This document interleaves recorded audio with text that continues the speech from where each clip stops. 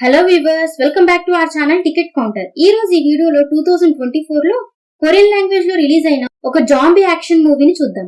ఈ మూవీలో డాంగ్ లీ హీరోగా నటించడం జరిగింది. మూవీ అయితే చాలా ఇంట్రెస్టింగ్ గా చాలా మలుపులతో ఉంటుంది. అందుకే ఎక్కడ మిస్ చేయకుండా చివరి వరకు చూడండి. ఇలాగే మరికొన్ని వీడియోస్ ని చూడాలి అనుకుంటే మన ఛానల్ ని సబ్స్క్రైబ్ చేసుకుని ఫాలో అవుతూ ఉండండి. మరి మూవీని స్టార్ట్ చేద్దామా? మూవీ స్టార్ట్ అవగానే ఒక శాస్త్రవేత్త రకరకాల జంతువుల డిఎన్ఏలను తీసుకొని వాటితో పరిశోధనలు చేస్తూ కొనూపిరితో బెడ్ మీద ఉన్న తన కూతుర్ని కాపాడుకోవాలని అనుకుంటూ ఉంటాడు. అదే సమయంలో పోలీసులు అక్కడికి వెళ్లి సైంటిస్ట్ గీసుని చూసి, నీ ప్రయోగాలు ఇక్కడితో ఆపేసేవు. ఇప్పటికే నీ ప్రయోగాల కోసం నువ్వు చాలా మంది మనుషులను చంపేశావు. నువ్వు లొంగిపో, నీ కూతుర్ని నువ్వు కాపాడుకోలేవు. ఇక ఈ పిచ్చి ప్రయోగాలు ఆపు అని చెప్తారు. అయినా కూడా గీసు పోలీసుల మాట వినకుండా తన కూతురికి ఏదో ఒక ఇంజెక్షన్ చేయబోతూ ఉండడంతో పోలీసులు గీసుని అరెస్ట్ చేసి తీసుకువెళ్లబోతూ ఉంటారు. సరిగ్గా అదే సమయంలో ప్రపంచం మొత్తం భారీ భూకంపాలు వచ్చి బిల్డింగ్స్ అన్ని కూలిపోతాయి. సరిగ్గా అప్పుడే మూవీ టైటిల్ పడుతుంది. అలా ప్రపంచం మొత్తం భారీ భూకంపం వచ్చిన తరువాత చాలా కొద్ది మంది మాత్రమే ప్రాణాలతో మిగిలి ఉంటారు. చాలా సంవత్సరాలుగా వర్షం కూడా పడకపోవడంతో చెట్లు కూడా లేకుండా తాగడానికి మంచినీరు కూడా దొరకదు. చాలా సంవత్సరాల తర్వాత ముసలిని చూసిన జివాన్ అనే వ్యక్తి ఒక బాణంతో దాన్ని చంపాలి అని అనుకుంటాడు. కానీ ఆ ముసలి జివాన్ని చూసి అతన్ని చంపడానికి అతని మీదకి దూకుతుంది. ఆల్మోస్ట్ చంపేబోతూ ఉండగా హీరో నమ్సాన్ అక్కడికి వచ్చి ముసలిని చంపి జివాన్ని చూసి దీని సంచిలో వేసి తీసుకొనిరా అని చెప్తాడు. నిజానికి జివాన్ అండ్ నమ్సాన్లు ఇద్దరు భూకంపం సమయంలో వారి కుటుంబాన్ని కోల్పోయిన అనాథలు. నమ్సాన్ కి జివాన్ ఒక అసిస్టెంట్ లాగా ఉంటాడు. ఇద్దరూ కలిసి ఇలా కనిపించిన జంతువులను వేటాడుతూ ఉంటారు.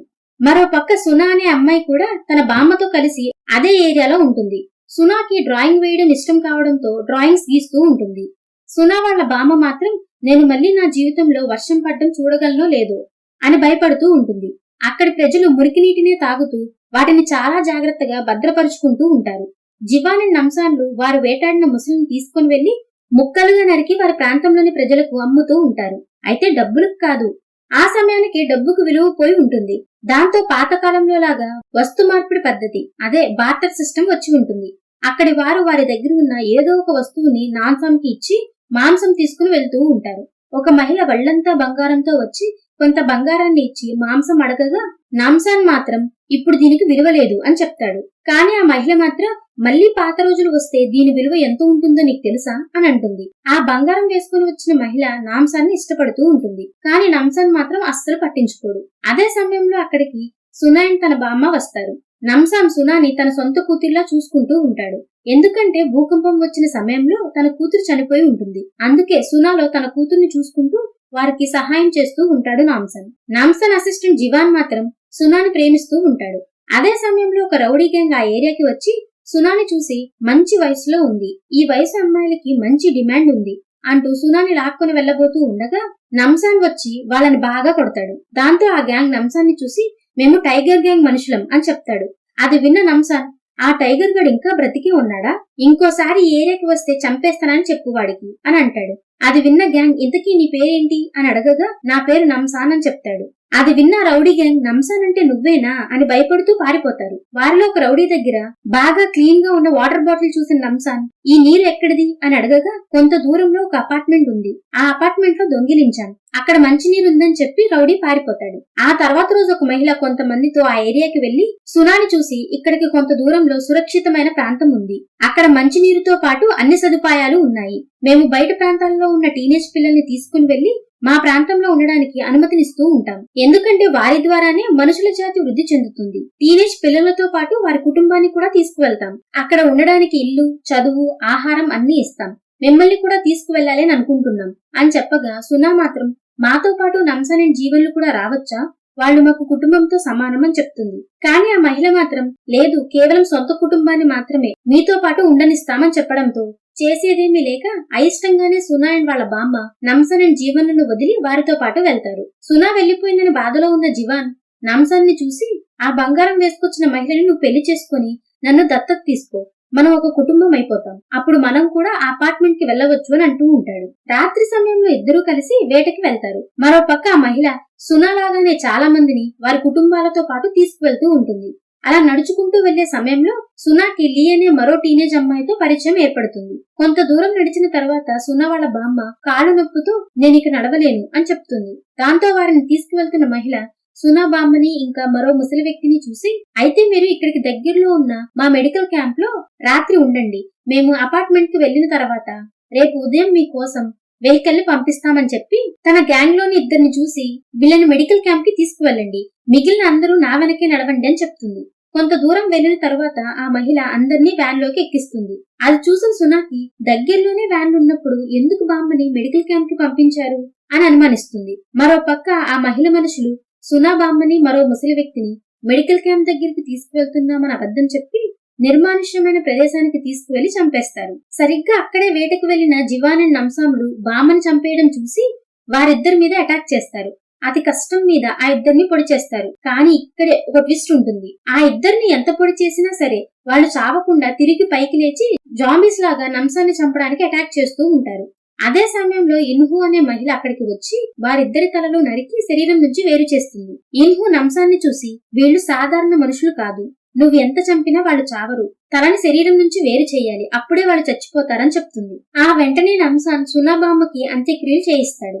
ఇన్హు నంసాన్ని చూసి నాకు నీ సహాయం కావాలి, ఆ అపార్ట్మెంట్ లో ఉన్న జనంతో పాటు అక్కడే ఉన్న నా ఆర్మీ అధికారులను కూడా కాపాడాలి, నేను ఒక ఎయిర్ ఫోర్స్ అధికారిని అంటూ జరిగింది చెప్పడం మొదలు పెడుతుంది. భూకంపం వచ్చిన తర్వాత ఇన్హు తన టీంతో కలిసి హెలికాప్టర్లు తిరుగుతూ ఎక్కడైనా మనుషులు బ్రతికి ఉన్నారా అని వెతుకుతూ ఉండగా వారికి ఒక అపార్ట్మెంట్ దగ్గర కొంతమంది మనుషులు కనిపిస్తారు. అంతేకాకుండా అక్కడ మంచినీరు ఉన్నట్లు కూడా తెలియడంతో ఇన్హు అండ్ టీం అక్కడికి వెళ్లి ఆ ప్రాంతాన్ని రిపేర్స్ చేసి బాగు చేస్తూ ఉండగా మనకి మూవీ స్టార్టింగ్ లో కనిపించిన సైంటిస్ట్ గీసు ఒక సూట్ కేసుతో ఆ ప్రాంతానికి వెళ్తాడు. ఆ సూట్ కేసులో ఏముందో మనకి కాస్త ఆగితే తెలుస్తుంది. గీసు ఒక డాక్టర్ కావడంతో ఆ ప్రాంతంలోని వారందరికీ ఉపయోగపడతాడని గీసుని అపార్ట్మెంట్ లోనే ఉండనిస్తారు. కొన్ని రోజుల తర్వాత ఇన్హు వెళ్లి డాక్టర్ గీసుని చూసి నీ దగ్గరికి ట్రీట్మెంట్ కోసం వచ్చిన పిల్లలెవరు తిరిగి వారి కుటుంబాల దగ్గరికి వెళ్లలేదంట, ఆ పిల్లలు ఎక్కడ, అసలు నువ్వేం చేస్తున్నావు అని ప్రశ్నిస్తుంది.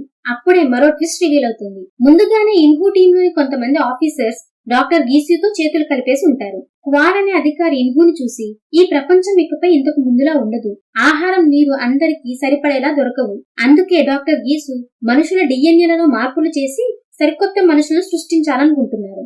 ఆ సరికొత్త మనిషి తక్కువ ఆహారం తక్కువ నీరు తీసుకొని ఎంతకాలమైనా బ్రతకగలడు, అంతేకాదు ఆ మనిషిని చంపడం కూడా కష్టం అంటూ తన టీంలోని ఒక అధికారిని గన్తో కాల్చగా ఆ వ్యక్తి బుల్లెట్ తగిలినా కూడా పైకి లేచి నిల్చుంటాడు. క్వాన్ ఇన్హుని చూసి నువ్వు కూడా మాతో పాటు డాక్టర్ గీసు పరిశోధనలకి సహాయం చెయ్యి, నువ్వు కూడా మాలాగా అవ్వచ్చు అని చెప్తాడు. ఇన్హు మాత్రం అందుకు ఒప్పుకోదు. దాంతో వారి మధ్య గొడవ జరుగుతుంది. ఇన్హు అక్కడి నుంచి తప్పించుకుంటుంది. అలా ఇన్హు జరిగింది మొత్తం చెప్పగా నంసాన్ మాత్రం నేను సునాని కాపాడడానికి అక్కడికి వస్తానని అంటాడు. మరో పక్క ఆ మహిళ అందరినీ అపార్ట్మెంట్ దగ్గరికి తీసుకువెళ్తుంది. డాక్టర్ గీసు ఆ అపార్ట్మెంట్ మొత్తానికి ఒక హెడ్ లాగా తయారై ఉంటాడు. గీసు అక్కడికి వచ్చిన వారిని చూసి ఇక్కడ మీకు అన్ని సదుపాయాలు ఉన్నాయి, పెద్దవారందరూ మొదటి అంతస్తులో మీకు కేటాయించిన ఫ్లాట్స్ లో ఉంటూ మీకు అప్పచెప్పిన పనులు చేస్తూ ఉండాలి, స్టూడెంట్స్ అందరూ 8th ఫ్లోర్ లో ఉంటూ అక్కడే చదువుకోవాలి, కేవలం మేము మీటింగ్ ఏర్పాటు చేసినప్పుడే మీరు మీ పిల్లల్ని చూడగలరు, కలవగలరు, పైగా స్టూడెంట్స్ బాగా చదివి మంచి మార్క్స్ తెచ్చుకుంటే వారు తెచ్చుకున్న మార్క్స్ ని బట్టి మీకు ఇక్కడ వసతులు ఇవ్వడం జరుగుతుంది అని చెప్పి కొత్తగా వచ్చిన అందరికీ తాగడానికి మంచినీళ్లు బాటిల్స్ ఇస్తారు. దాంతో మంచిగా ఉన్న నీళ్లు తాగి చాలా కాలం అవ్వడంతో అందరూ ఆ మంచినీళ్లు తాగుతారు. కానీ సునా మాత్రం తన బామ్మ గురించి ఆలోచిస్తూ బాటిల్స్ తీసుకుని తన గదిలోకి వెళ్లిపోతుంది. మరో పక్క ఇన్హు నంసాన్ని చూసి నా టీంలోని కొంతమంది అధికారులు వారి ప్రయోగాలకు వ్యతిరేకంగా ఉన్నారని వారిని అండర్ గ్రౌండ్ లో బంధించారు, మనం వెళ్లి మొదట వారిని కాపాడితే వారు కూడా మనతో కలిసి అక్కడ జనాన్ని కాపాడతారని చెప్తుంది. అదే సమయంలో ఒక ప్లేస్ లో 2 రౌడీ గ్యాంగ్స్ కొట్టుకుంటూ ఉండగా నంసాన్ వెళ్లి ఆ 2 గ్యాంగ్స్ ని కొట్టి టైగర్ అనే వాడిని పట్టుకుని మొన్న నీ గ్యాంగ్ కి చెందిన వాడి దగ్గర మంచినీరు చూశాను, అది ఎక్కడిది అని అడుగుతాడు. అది విన్న టైగర్ దగ్గరలో ఉన్న అపార్ట్మెంట్ లో టీనేజ్ పిల్లల్ని అప్పచెప్తే అందుకు బదులుగా వాళ్ళు త్రాగునీరిస్తారని చెప్తాడు. మరో పక్క అపార్ట్మెంట్ దగ్గర పెద్దవాళ్ళందరూ మొదటి ఫ్లోర్ లో నీటిని శుద్ధి చేసే ప్లాంట్ లో వర్కర్స్ గా పనిచేస్తూ ఉంటారు. అపార్ట్మెంట్ లోని టీచర్ సునా అండ్ లీలను 8th ఫ్లోర్ లో ఉన్న మిగిలిన స్టూడెంట్స్ దగ్గరికి తీసుకువెళ్తుంది. లీ అక్కడ స్టూడెంట్స్ అందరినీ చూసి చాలా సంతోషంగా ఫీల్ అవుతుంది. సునా మాత్రం అక్కడ స్టూడెంట్స్ అందరూ ఎటువంటి ఎమోషన్ లేకుండా ఉండడం ఇంకా వారికి చెవి దగ్గర ఉన్న గాయాలను చూసి ఇక్కడ ఏదో జరుగుతుంది అని అనుమానాస్పదంగా చూస్తూ ఉంటుంది. అదే సమయంలో డాక్టర్ గీసు క్లాస్ కి వచ్చి మీరందరూ నా ప్రయోగాలకి సహాయం చేస్తే నేను మంచి సమాజాన్ని సృష్టిస్తాను అని చెప్తాడు. అది విన్న స్టూడెంట్ లీ నేను మీ ప్రయోగాలకి సహాయం చేస్తానని చెప్తుంది. అది విన్న గీసు అయితే క్లాస్ అయిన తర్వాత నువ్వు నా ల్యాబ్ లోకి రా అని చెప్తాడు. ఆ వెంటనే సునా డాక్టర్ గీసుని చూసి నా బామ్మ ఎక్కడా అని అడగగా గీసు మాత్రం ఆమె ముందుగానే అపార్ట్మెంట్ కి వచ్చింది, కానీ ఆమె ఆరోగ్యం బాగోలేదు, నేనే ట్రీట్మెంట్ ఇస్తున్నా, కోలుకున్న తర్వాత వచ్చి నిన్ను కలుస్తుంది అని ఒక వాటర్ బాటిల్ ఇచ్చి తాగు అని చెప్తాడు. సునా ఆ వాటర్ బాటిల్ ఓపెన్ చేయగా గీసు అక్కడి నుంచి వెళ్లిపోతాడు. అయితే సునా మాత్రం నీరుని తాగకుండా మళ్ళీ ఆ బాటిల్ క్యాప్ ని పెట్టేసి పక్కన పెట్టేస్తుంది. అదే సమయంలో క్వాన్ డాక్టర్ గీసుని చూసి నిన్న ముసలమ్మతో పాటు పంపిన మన అధికారులిద్దరూ ఇంకా తిరిగి రాలేదు అని చెప్తాడు. డాక్టర్ గీసు మాత్రం నువ్వేం టెన్షన్ పడకు, వారికి ఏమీ అవ్వదు, వాళ్ళు సాధారణ మనుషులు కాదు కదా అని అంటాడు. క్వాన్ ఒక ఇంజెక్షన్ ని తన బాడీకి వేసుకుని డాక్టర్ గీసుని చూసి ఇంకా ఎంతకాలం ఇలా ఇంజెక్షన్స్ వేసుకోవాలి, త్వరగా ఏదో ఒకటి చెయ్యి, బయట టీనేజ్ పిల్లల సంఖ్య కూడా తగ్గిపోతుంది అని చెప్తాడు. అప్పుడు డాక్టర్ గీసు నేను ఆ పనిలోనే ఉన్నాను, టెన్షన్ పడకు, త్వరలోనే మనకి ఇంజెక్షన్స్ అవసరం లేకుండా చేస్తా అని అంటాడు. డాక్టర్ గీసు మీద అనుమానంతో ఉన్న సునా రాత్రి సమయంలో పడుకోకుండా రహస్యంగా డాక్టర్ గీసు ల్యాబ్ లోకి వెళ్తుంది. అదే సమయంలో ఫస్ట్ ఫ్లోర్ లో స్టూడెంట్ లీ కుటుంబం లీని చూడాలి అని గొడవ చేస్తూ ఉండడంతో డాక్టర్ గీసు వెళ్లి మీ కూతుర్ని చూపిస్తాను అని వారిని తన ల్యాబ్ లోకి తీసుకొస్తూ ఉంటాడు. అదే సమయంలో సునా కూడా ల్యాబ్ లోకి వెళ్లి డాక్టర్ గీసు బుక్స్ ని చూసి గీసు స్టూడెంట్స్ ని తన ప్రయోగాల కోసం వాడుకుంటున్నాడు అని అర్థం చేసుకుని పక్క రూమ్ లోకి వెళ్ళగా అక్కడ స్టూడెంట్ లీని బెడ్ మీద బంధించి తన బాడీ నుంచి ఏదో ఫ్లూయిడ్ ని బయటికి తీస్తూ ఉంటారు. సునా అది చూస్తూ ఉండగానే డాక్టర్ గీసు లీ కుటుంబంతో ల్యాబ్ లోకి రావడంతో సునా అదే గదిలో పక్కకు వెళ్లి దాక్కుంటుంది. లీ కుటుంబం బెడ్ మీద ఉన్న లీని చూసి ఏడుస్తూ ఉండడంతో డాక్టర్ గీసు వారిని చూసి మీ కూతురు సురక్షితంగానే ఉంది, నేను ఆ అమ్మాయిని ఏమీ చేయలేదు, కావాలంటే నా కూతుర్ని చూడండి అని ఒక గాజు బాక్స్ ని చూపిస్తాడు. దానిలో డాక్టర్ గీసు కూతురి సగం శరీరం ఉండి ఎటువంటి చలనం లేకుండా ఉంటుంది, కానీ ఆమె గుండె మాత్రం కొట్టుకుంటూ ఉంటుంది. అది చూసిన గీసు నేను మరణమే లేకుండా చేయగలను, నా కూతుర్ని అలాగే కాపాడుతున్నా, ఏడవద్దు అని చెప్తాడు. లీ కుటుంబం మాత్రం లీని తీసుకువెళ్లిపోవడానికి ప్రయత్నిస్తారు. అలా చేయడం వల్ల లీ అక్కడికక్కడే చనిపోతుంది. అది చూసిన డాక్టర్ గీసు నేను వద్దు అంటున్నా, నా ప్రయోగం మధ్యలో వేలు పెట్టి లీ చనిపోయేలా చేశారు అని కోపంతో లీ కుటుంబాన్ని పొడిచి పొడిచి చంపేస్తాడు. ఆ వెంటనే ఆ గదిలో ఉన్న సునాని చూసి సరైన ప్లేస్ లోనే ఉన్నావు, ఆ తర్వాత నిన్నే వాడబోతున్నా అని బెడ్ కి కట్టేస్తాడు. డాక్టర్ గీసు సునాని చూసి మీ వయసు పిల్లల పిట్యూటరీ గ్రంథిలో ఒక కెమికల్ ఉత్పత్తి అవుతూ ఉంటుంది, దాన్ని నేను బయటికి తీసి నా ప్రయోగానికి వాడబోతున్నాను, మీరు ఇక్కడికి వచ్చినప్పటి నుంచి మీరు తాగే మంచినీళ్లలో ఒక కెమికల్ ఉంది, అది మీ శరీరంలోని ఆ కెమికల్ తో కలిసిపోయి నాకు ఉపయోగపడేలా తయారవుతుంది అని ప్రాసెస్ ను మొదలు పెడతాడు. అదే సమయంలో నమ్సాన్ అండ్ గ్యాంగ్ అపార్ట్మెంట్ దగ్గరికి చేరుకుని అటాక్ మొదలు పెడతారు. ముందుగా గ్రౌండ్ ఫ్లోర్ లో బందీలుగా ఉన్న ఆర్మీ అధికారులను విడిపించాలని వెళ్తారు. కానీ ఇక్కడే మరో ట్విస్ట్ ఉంది.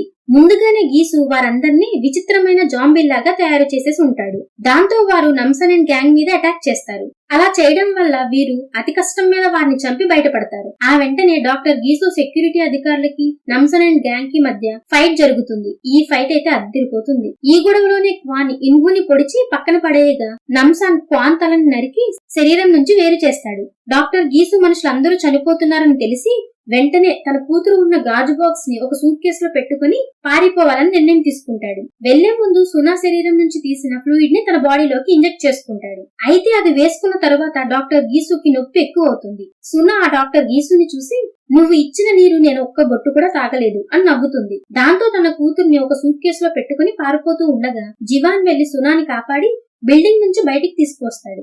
మొదటి ఫ్లోర్ లో ఉన్న తల్లిదండ్రులందరూ డాక్టర్ గీసుని ఆపి మా పిల్లల్ని ఎందుకు అలా చేశావని గొడవ పడ్డంతో డాక్టర్ గీసు ఒక గన్ని తీసుకుని విచక్షణారహితంగా ఇష్టం వచ్చినట్లు ఊగిపోతూ గన్ ఫైరింగ్ చేయడంతో పేరెంట్స్ అందరూ భయపడి గోడ వెనక్కి వెళ్లి దాక్కుంటారు. అయితే డాక్టర్ గీసు అలా కాల్పులు జరిపిన సమయంలోనే కొన్ని బుల్లెట్స్ వెళ్లి తన కూతురు ఉన్న సూట్ కేస్ కి తగులుతాయి. దానివల్ల అందులో ఉన్న తన కూతురు చనిపోతుంది. దాంతో డాక్టర్ గీసు కోపం తెచ్చుకుని సునాని చంపడానికి ప్రయత్నిస్తాడు. కానీ నమ్సాన్ గీసుని చంపేస్తాడు. ఆ తర్వాత తల్లిదండ్రులందరూ వారి పిల్లల్ని తీసుకువెళ్లిపోతారు. ఆ ప్రాంతంలో మళ్లీ వర్షం కురవడం మొదలవుతుంది. సునా కూడా నమ్సాన్ అండ్ జీవన్లతో కలిసి వేటకు వెళ్లడం మొదలు పెడుతుంది. ఆ బంగారం వేసుకునే మహిళ మాత్రం నమ్సాన్ని ప్రేమిస్తూనే ఉంటుంది. సరిగ్గా అక్కడితో మూవీ ఎండ్ అవుతుంది. ఈ మూవీ మీకు నచ్చినట్లయితే లైక్ చేసి కామెంట్ చేస్తారు కదా. మీరు చేసే కామెంట్స్, లైక్స్ అండ్ సబ్స్క్రిప్షన్స్ మాకు నెక్స్ట్ వీడియో చేయడానికి ఎంతో ఎంకరేజ్మెంట్ ని ఇస్తాయి. ఈ మూవీ నెట్ఫ్లిక్స్ లో స్ట్రీమ్ అవుతుంది. ఈ వీడియో కనుక మీకు నచ్చినట్లయితే మీ ఫ్రెండ్స్ అండ్ ఫ్యామిలీతో కూడా షేర్ చేసుకుని సపోర్ట్ చేస్తూ ఉండండి. Thank you everyone for watching.